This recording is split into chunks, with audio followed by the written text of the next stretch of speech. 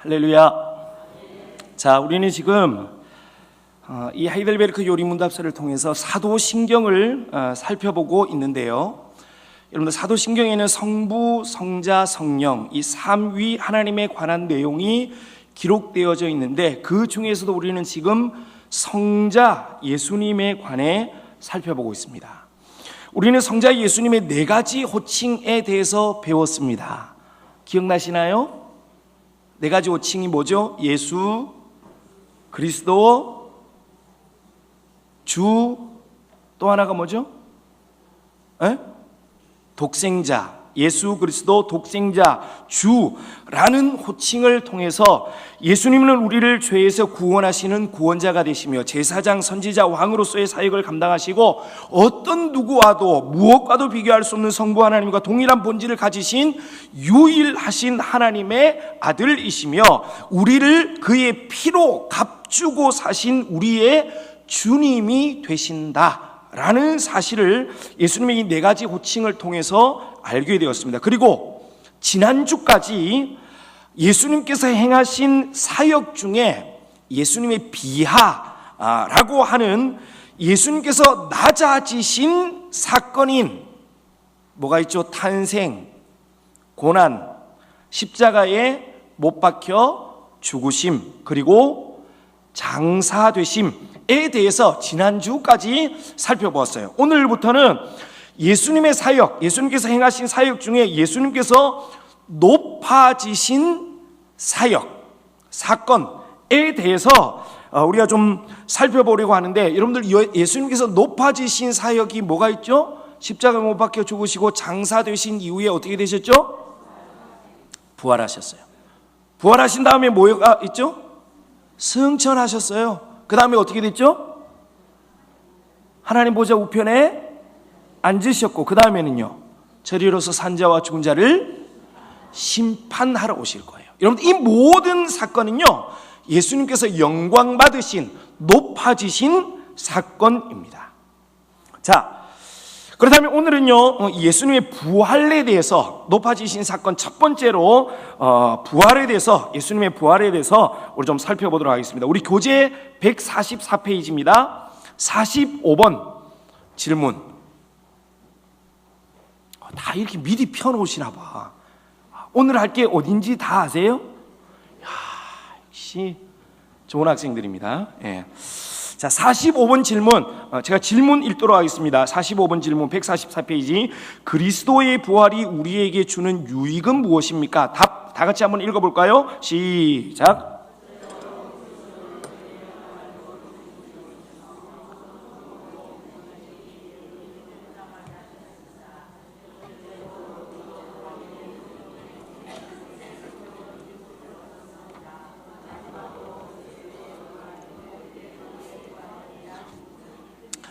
자, 여러분들, 예수님께서 높아지신 사건 그 첫 번째는 부활 사건입니다. 여러분들, 이 부활 사건은요, 예수님께서 이 땅에서 행하신 사역 중에 가장 클라이막스에 해당하는 사건이고 기독교 신앙의 초석이 되는 사건이에요. 우리가 잘 알고 있는 것처럼 오순절 성령 강림 이후 예수님의 부활은요, 사도들이 전하는 메시지의 핵심이었습니다. 오늘 우리가 읽은 이 고린도전서 15장에 보면은요, 사도 바울이 선언하고 있는 것처럼 그리스도의 부활이 없었다면 우리가 전하는 것도 우리의 믿음도 헛것이요, 신자들은 여전히 사망과 죄 가운데 있었을 것이며 모든 사람 가운데에 가장 불쌍한 사람이 누구예요? 여기 앉아있는 저와 여러분들이. 뭐가 없었다면? 부활이 없었다면. 그만큼 부활이 우리 구원과 신앙에 있어서 중요한 사건이라는 거예요. 자, 이렇듯 여러분들, 부활 사건이 우리에게 우리의 구원과 신앙에 있어서 중요한 사건인데, 이렇게 중요한 예수 그리스도의 부활을 이야기할 때에 가장 먼저 우리가 이야기하고 힘주어서 강조해야 될 것이 있는데, 그것이 무엇이냐면 예수 부활의 역사적 사실성입니다. 한마디로 예수님의 부활은 우리가 살아가고 있는 이 시간 속에서 일어난 실제적인 사건이라는 거예요. 여러분, 이것이 예수님의 부활을 이야기할 때 우리가 가장 먼저 가장 힘주어 강조해야 될 사항이에요. 이유가 있습니다. 왜 그러냐면 예수님의 부활을 역사적인, 지금 우리가 이렇게 살아가고 있는 이 시간 속에서 일어난 역사적 사실로 믿지 않는다면 예수님의 부활을 믿는다고 할 수 있어요? 너무 어렵나요? 할 수 있어요? 없어요? 네? 네, 분위기상 없는 것 같죠, 그죠? 네, 맞아요, 없어요. 예수님의 부활이 지금 우리가 살아가고 있는 이 시간의 역사 속에서 일어난 사건이라는 것을 믿지 않는다면, 여러분, 그것은 예수님의 부활을 믿지 않는 거예요. 어떤 이들은요, 예수님의 부활은 예수님의 영이 다시 살아나신 것이다 라고 말을 합니다. 맞아요? 틀려요? 맞으면서도 틀렸어요. 예수님이 영만 살아났나요? 그러면은요, 그렇죠. 예수님의 몸의 부활은 믿지 않는 거예요. 이 사람들은 잘못된 거예요.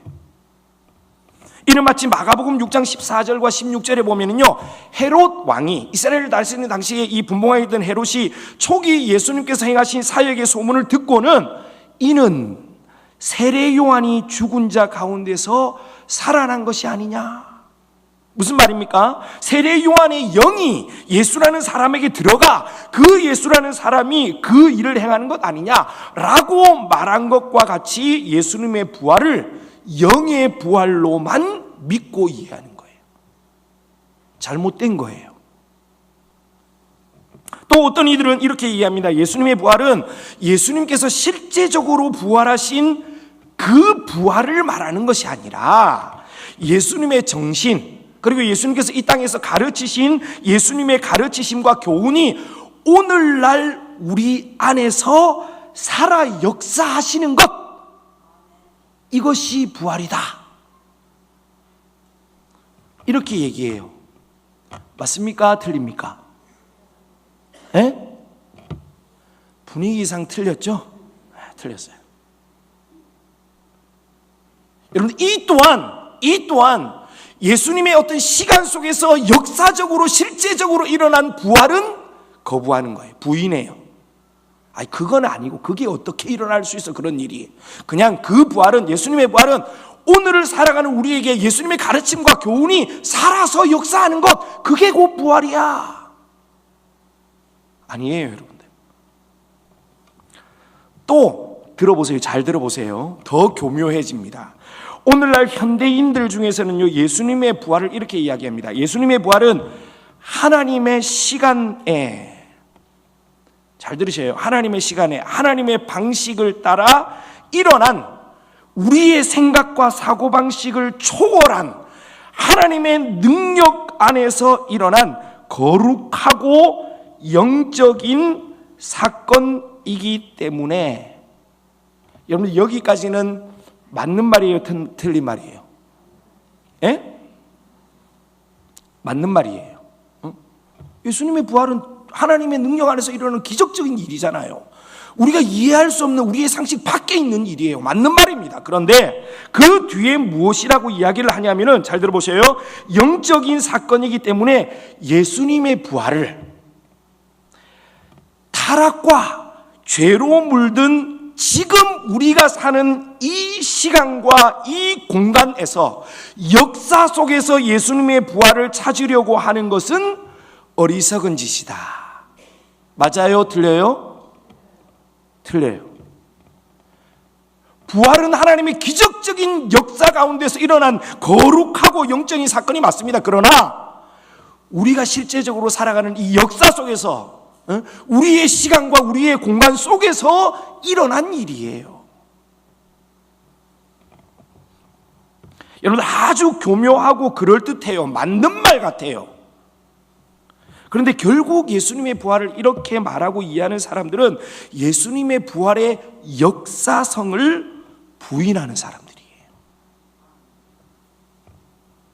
예수님의 부활은 우리가 사는 시간과 공간 속에서 일어난 사건이 아니라는 거예요. 아니라는 거예요.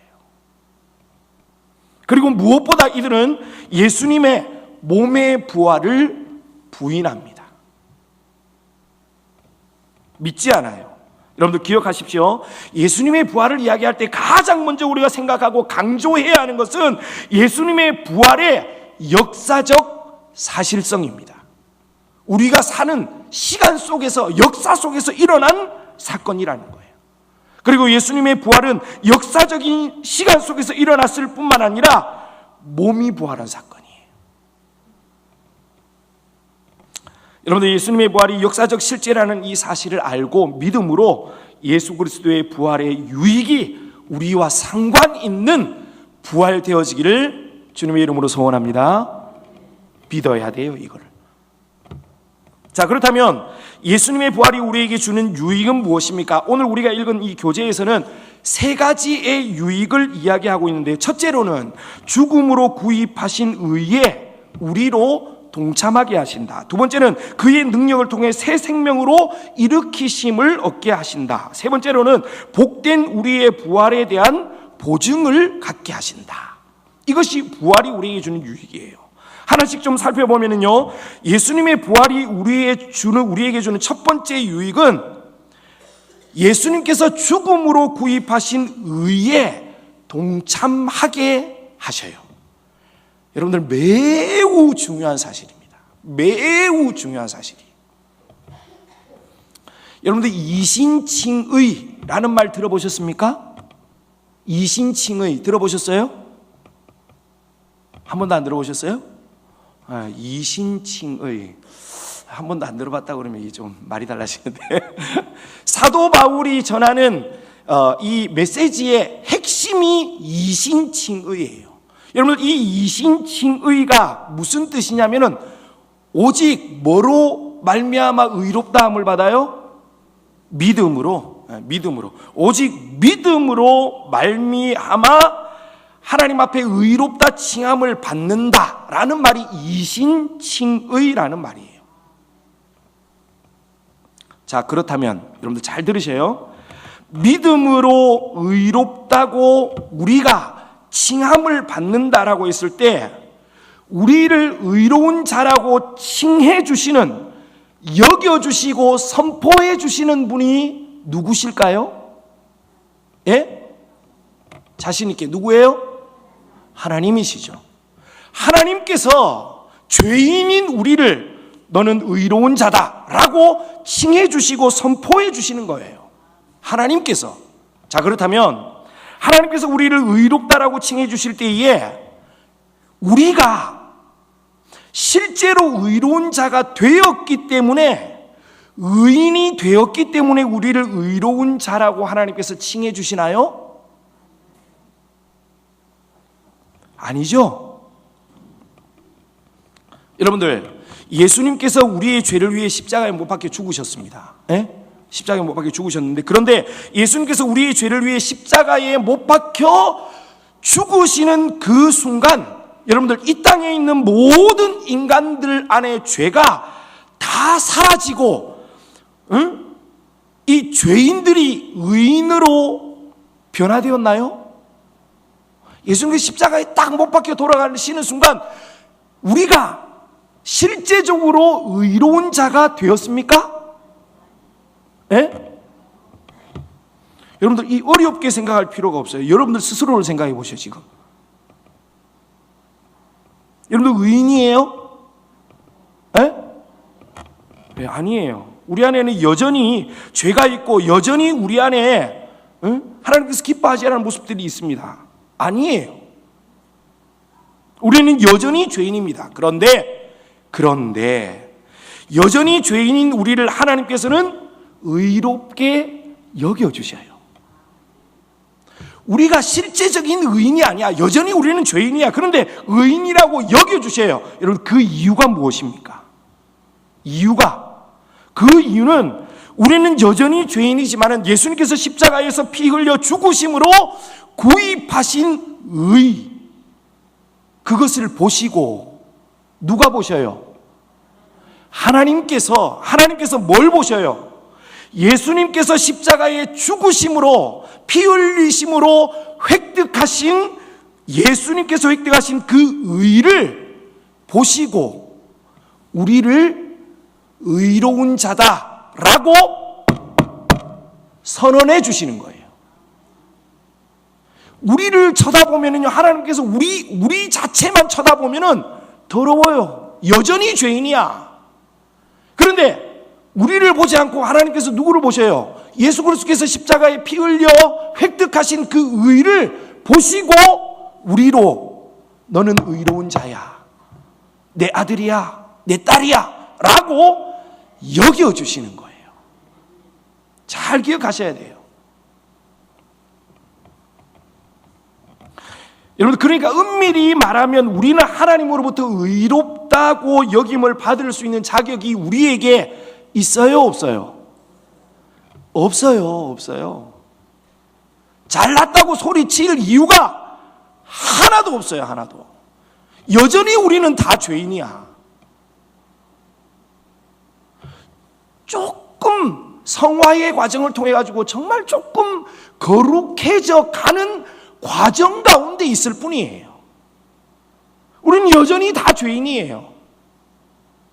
그런데 예수님의 그 십자가의 죽음으로 피 흘리심으로 획득하신 그 예수님께서 획득하신 의를 보시고 하나님께서 우리를 의롭다라고 여겨주시는 거예요. 그런데 교회에서 엄청 거룩한 것처럼 말이야.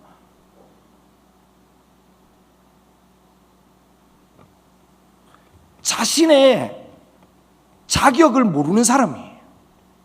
여러분, 우리는 다 자격 없어요. 여전히 자격 없어요. 그렇지만 나는 자격 없지만은 예수 그리스도로 말미암아서 하나님께서 여겨주시는 거예요. 죄인이지만은 의롭다고 여겨주시는 거예요. 사단이 우리를 막 밀가부르듯이 까부릅니다. 야, 너 죄인이지. 네 꼬라지를 좀 봐. 너 어떻게 살고 있는지, 네가 뭔 그리스도인이야? 하나님의 백성이야? 이렇게 끊임없이 우리의 귓전에 속삭일 수 있어요. 여러분들 그때에 선언하셔야 돼요.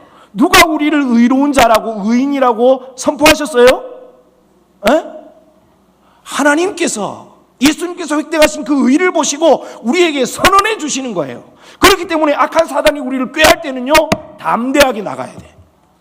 하나님께서 나를 의롭다고 칭해 주셨어. 네가 나를 정죄하지 못해. 사단이 그렇게 선언하셔야 되는 것입니다. 그렇지만 하나님 앞에서는 여전히 죄인의 모습으로 어떻게 하면 하나님께서 기뻐하시는 거룩으로 나갈 수 있을까를 날마다 고민해야 되는 거예요.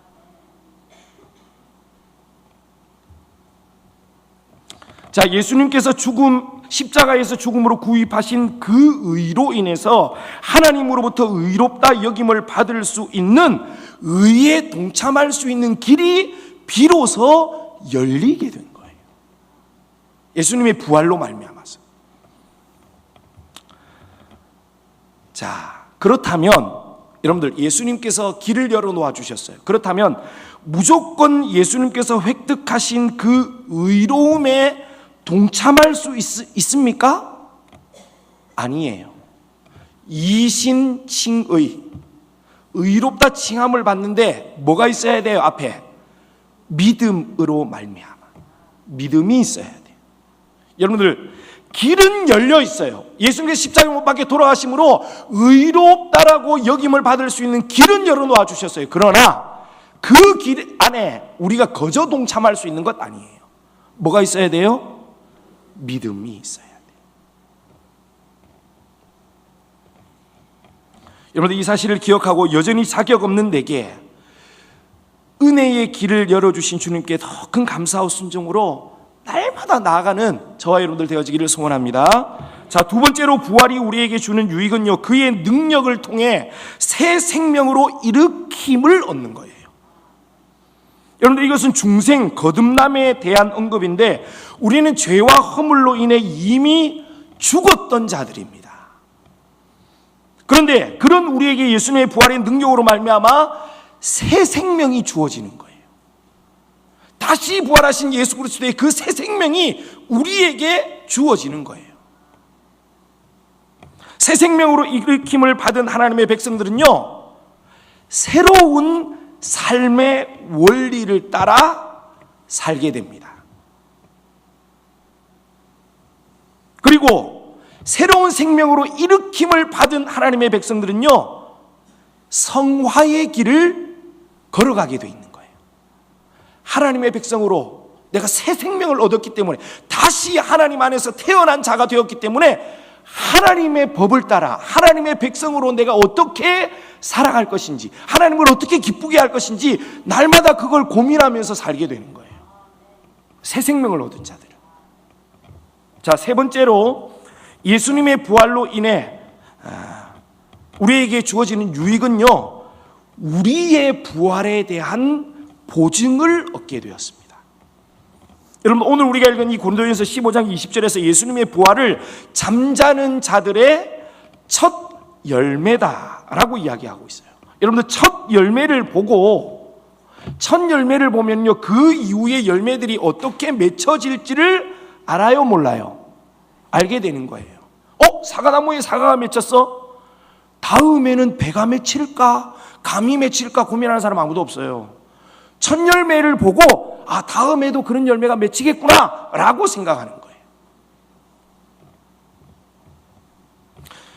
우리는 예수님의 부활을 보고 우리의 부활이 어떠할 것이라는 사실을 알게 되는 거예요.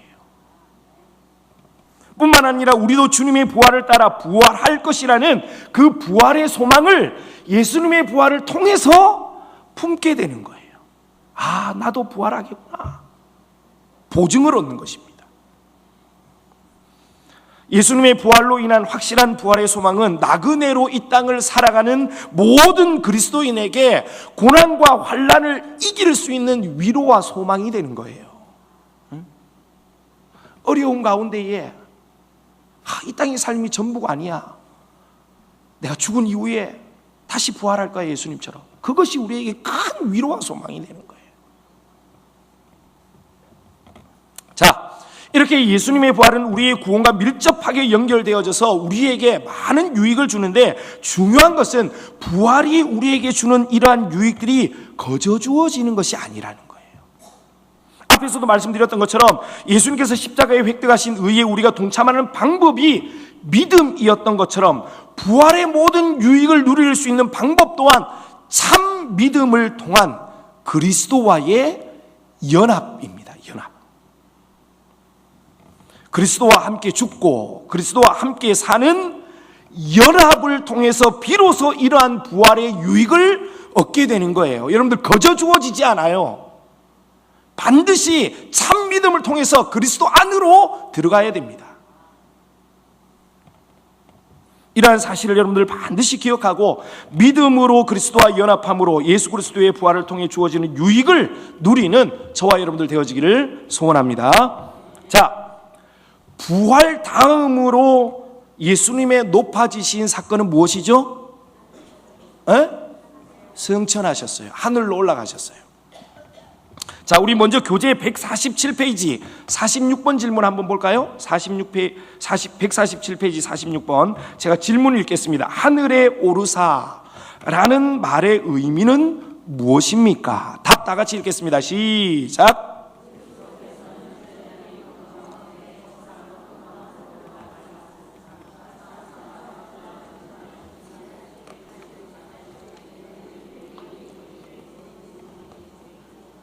자, 여러분들, 부활하신 예수님께서는 부활 이후에 이 땅에 며칠 계셨어요?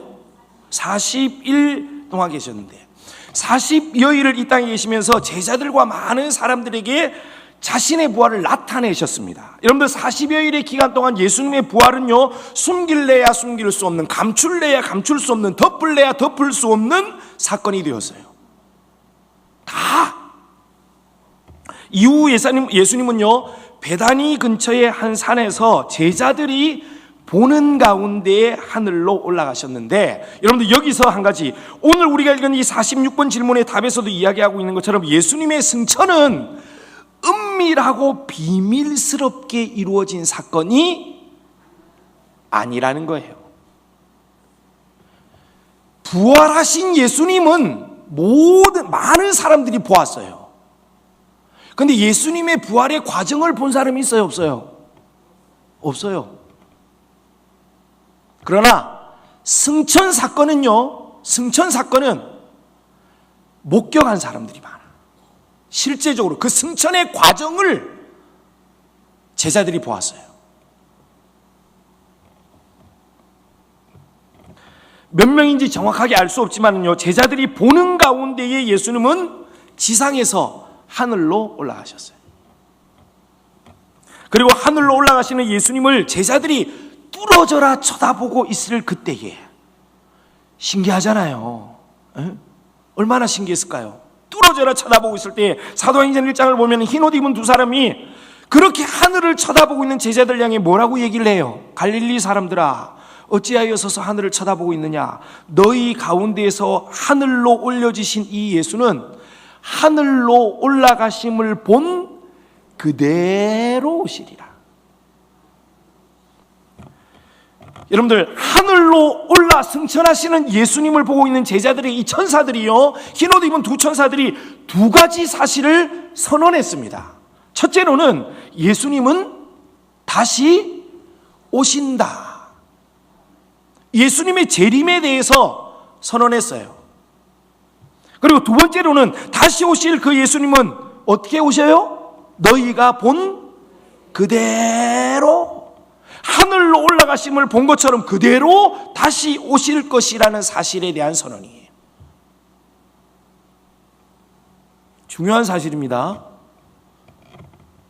예수님 다시 재림주로 오실 때에는요, 은밀하게 아주 비밀리에, 나도 모르는 사이에 오시지 않아요.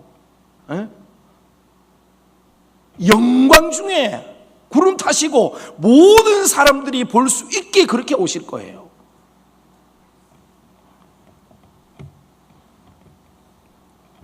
자, 그렇다면 제자들이 보는 가운데 하늘로 올라가신 것처럼 반드시 다시 오실 것이라고 약속하시고 하늘로 올라가신 그 예수님은 지금은 어디에 계셔요?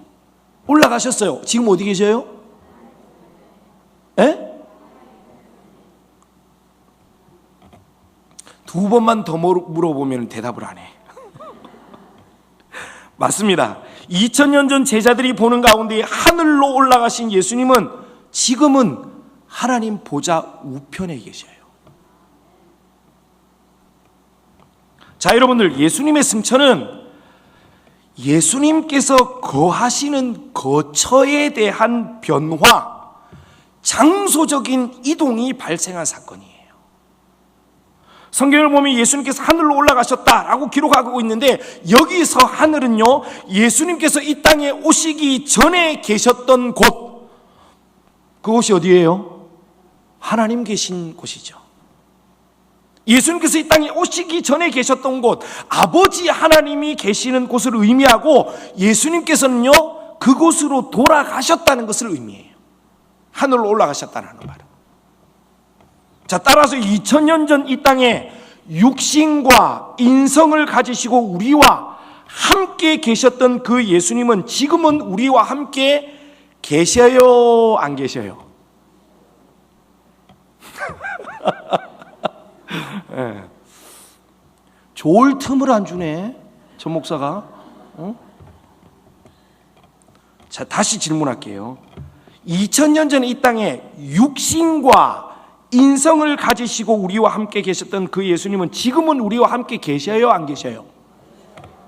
에? 에. 자, 그렇다면 이쯤에서 하이델베르크 47번 질문 우리 한번 읽어보도록 하겠습니다. 하이델베르크가 잘 돼 있어요. 이렇게 대답할까 봐 이 질문을 딱 적어놨어. 자, 47번 질문 제가 읽어보도록 하겠습니다. 그런데 예수님께서는 이 세상 끝날까지 우리와 함께 계시겠다고 자신이 약속하지 않으셨습니까? 답, 다 같이 읽겠습니다. 시작.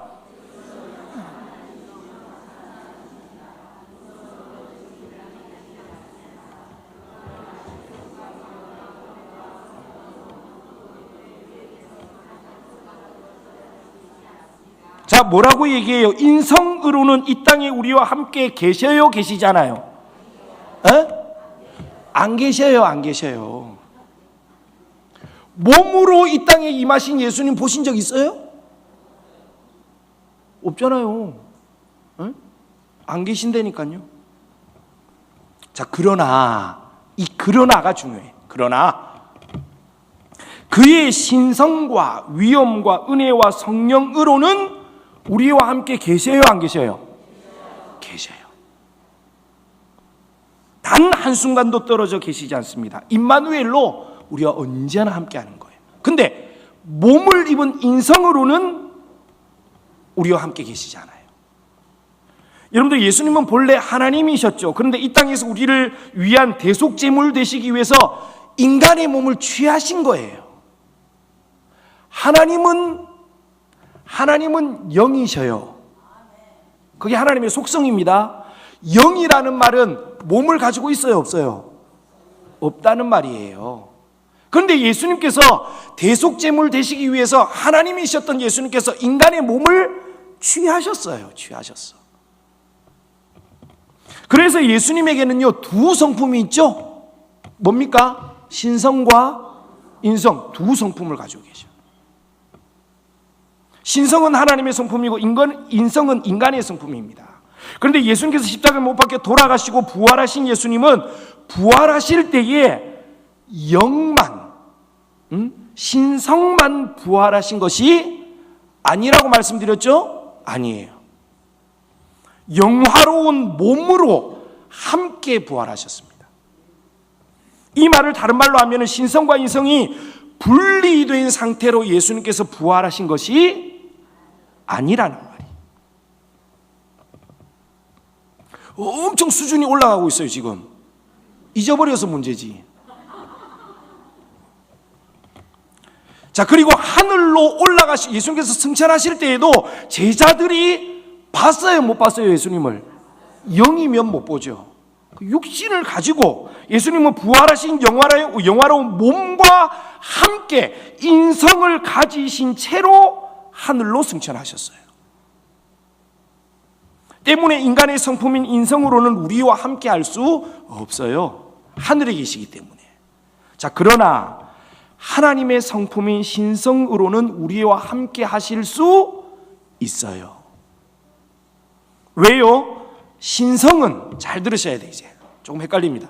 신성은 인성과 달리 시 공간을 초월해요. 그래서 하나님은 어디에나 계시죠? 하나님은 어디에나 계셔요. 하늘에 계시면서도 동시에 우리와 함께 계실 수 있어요, 없어요? 있어요. 예수님의 신성은요, 언제나 우리와 함께 하는 거예요. 자, 그렇다면 또 한 가지 질문. 죄송합니다. 시간이 많이 지나가지고.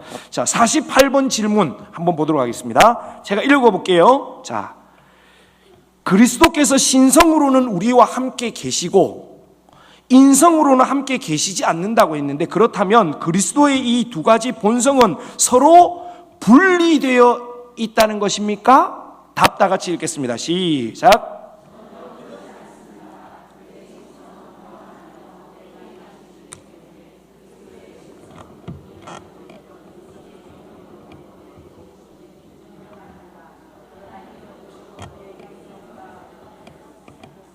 자, 분리돼요, 안 돼요? 안 된대. 뭐야? 인성은 하늘에 계시고 신성은 우리와 함께 계신다는데, 그러면 분리되는 거 당연한 거 아닌가? 이 질문이에요. 근데 답이 뭐라고 그래요? 분리돼요, 안 돼요? 안 돼요. 자, 어떻게? 자, 쉽게 설명하면요, 신성은 앞에서도 말씀드린 것처럼 하나님의 성품이에요. 하나님의 속성이기 때문에 시 공간을 초월하여 어디에나 동시에 계실 수 있어요, 없어요? 신성은 있어요. 어디에나 계실 수 있어요. 따라서 예수님의 신성은 인성과 연합하여 있음과 동시에 분리돼요, 안 돼요? 안 돼요. 하늘에 있는 예수님의 인성과 함께 연합해 있음과 동시에 이 땅에 우리와 함께 하실 수 있어요, 없어요? 신성은? 왜 있어요? 그렇죠. 시공간을 초월해서 어디에나 동시적으로 계실 수 있기 때문에 무슨 말인지 아시겠어요? 신성은 그렇기 때문에 인성과 분리돼요, 안 돼요? 안 돼요. 왜? 동시적으로 거할 수 있기 때문에. 이거는 좀 어렵지만 우리의 머리로는 이해할 수 없는 것 같아요. 그렇기 때문에 분리되어지지 않는다라고 이야기를 합니다. 자, 마지막으로 보겠습니다. 예수님의 승천이 우리에게 주는 유익이 무엇입니까? 151페이지 49번 질문 제가 한번 읽어보도록 하겠습니다. 그리스도의 승천은 우리에게 어떤 유익을 줍니까? 답 다 같이 읽겠습니다. 시작. 첫째, 그는 하늘에서 아버지의 면전에서 우리의 중보자가 되시며, 둘째, 우리의 육신이 하늘에 거할 확실한 보증이 되십니다. 그는 우리의 머리로서 우리를 그리스도의 지체로 자신에게 취할 것입니다. 셋째, 자신의 성령을 우리에게 보내셔서 우리로 하여금 성령의 능력으로 이 땅의 것이 아니라 그리스도께서 아버지 보좌 우편에 앉으신 하늘의 것을 간절하게 찾게 하십니다. 세 가지 유익이 있습니다. 세 가지 유익. 첫째는 하나님 보좌 우편에서 우리를 위해 중보하셔요. 하늘로 올라가심으로 하늘에서, 하나님 보좌 우편에서 여전히 우리를 위해서 중보하고 계셔요. 여러분들, 예수님께서 인성을 가지고 하늘로 올라가셨다고 그랬죠? 그것이 우리에게 어떠한 유익이 됩니까? 우리의 고난과 인간의 아픔과 처절함과 그거를 예수님께서는 저 하늘 보좌 우편에서도 체휼하고 계셔요. 왜? 예수님은 인성을 가지고 계시기 때문에. 자, 둘째로 예수님의 승천이 우리에게 주는 유익은 우리가 거할 처소에 대한 확실한 보증이 되십니다. 부활과 약간 비슷한 얘기인데요, 우리가 죽은 이후에 우리가 어디에 거합니까?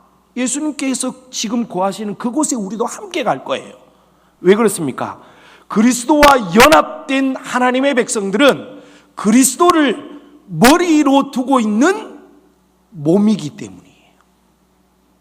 그렇기 때문에 예수님께서 자기 지체된 자들을 예수님께서 계신 그곳으로 부르시는 거예요. 확실합니다. 이 거할 처소에 대한 확실한 보증이 되는 거예요. 자, 마지막 세 번째로 승천이 주는 가장 큰 유익, 우리에게 주는 유익은 성령을 보내시는 거예요. 성령, 하나님께서 주시는 유익을 성령을 보내심으로 누릴 수 있게 하시는 것입니다. 여러분들, 성령께서, 그리스도께서 우리를 위해 예비해 놓으신 우리 지금 유익함들을 다 살펴보았죠. 부활이 주는 유익, 승천이 주는 유익, 이런 유익함을 살펴보았는데, 사실은 성령께서, 그리스도께서 우리를 위해 열어놓으신 모든 유익함에 참여케 하셔요. 성령께서. 그리고 적용하십니다. 어떻게 해요? 우리 안에 믿음을 일으키셔서 적용하시는 거예요. 자, 결론을 맺겠습니다. 앞에서도 말씀드린 것처럼 예수님의 승천이 주는 유익은 결코 거저 주어지는 것이 아닙니다. 길이 없던 우리에게 예수님께서 길을 열어놓아 주셨어요. 아무런 소망이 없고 방법이 없던 우리에게 하나님께로 나갈 수 있는 방법을 열어놓아 주셨습니다. 예수님께서. 그러나 이 모든 유익은요, 거저 주어지지 않아요. 참 믿음을 통해 그리스도와 연합할 때에 비로소 얻게 되는 유익들이에요. 다. 이러한 사실을 여러분들 기억하고, 그리스도께서 우리를 위해서 예비해 놓으신 유익들을 그리스도와 연합함을 통해서 삶 가운데에서, 신앙생활 가운데에서 누리는 저와 여러분들 되어지기를 주님의 이름으로 축복합니다.